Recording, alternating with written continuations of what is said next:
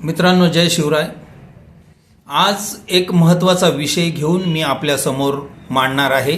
तो विषय म्हणजे आपल्या मराठा बांधवांचा कैवारी संघर्ष योद्धा म्हणजेच मनोजदादा जरांगे पाटील।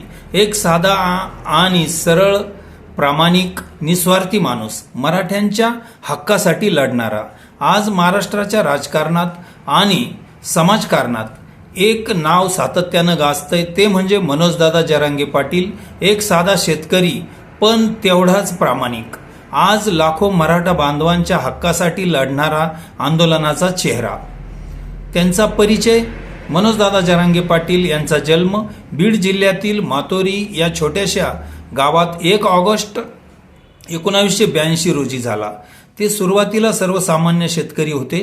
त्यानंतर त्यांनी 2012 साली शिवबा संघटना या मंचाची स्थापना करून मराठा समाजाच्या आरक्षणाच्या लढ्यासाठी सक्रिय पाऊल उचलले। आंदोलनाची सुरुवात सप्टेंबर 2023 मध्ये अंतलवारी सराटी गावातील उपोषणामुळे त्यांचं नाव महाराष्ट्रभर पोहोचलं। पोलीस लाठीचार्ज झाल्यानंतर संपूर्ण राज्याचं लक्ष जरांगे पाटलांकडे वळालं। त्यानंतर त्यांनी उपोषण, मोर्चे आणि जलसंप काढत आंदोलन अधिक तीव्र केलं।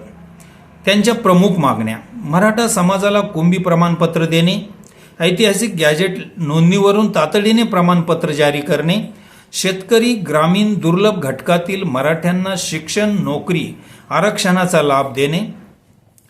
आता सरकारची भूमिका: सरकारकडून काही प्रमाणात प्रमाणपत्र दिली गेली, पण जरांगे पाटील यांचा आग्रह आहे की संपूर्ण मराठा समाजाला हा हक्क मिळाला पाहिजे।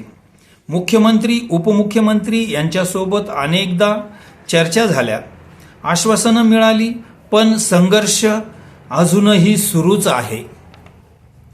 सध्याची स्थिती काय आहे? 29 ऑगस्ट 2025 रोजी मनोज जरांगे पाटील पुन्हा मुंबईच्या आझाद मैदानात उपोषणास बसले।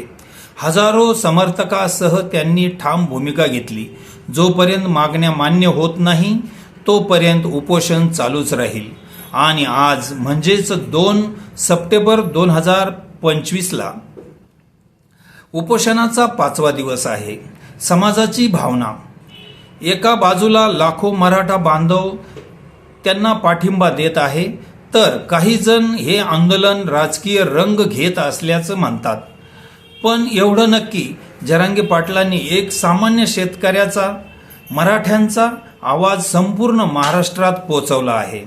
निष्कर्ष: मनोज जरांगे पाटील हे फक्त एक नाव नाही, तर ते मराठा समाजाची चळवळ आहे।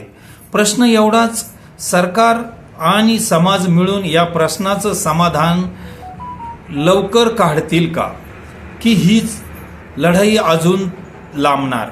शेवटी आपलं मत काय? मराठा आरक्षणाला न्याय मिळायला हवा का? कमेंटमध्ये नक्की सांगा। मनोजदादा जरांगे यांच्या लढ्याला यश येवो, मराठ्यांना न्याय मिळो। एक मराठा, लाख मराठा। जय जिजाऊ, जय शिवराय। मराठा समाजाचा शुभचिंतक बाबा मोरे। नमस्कार।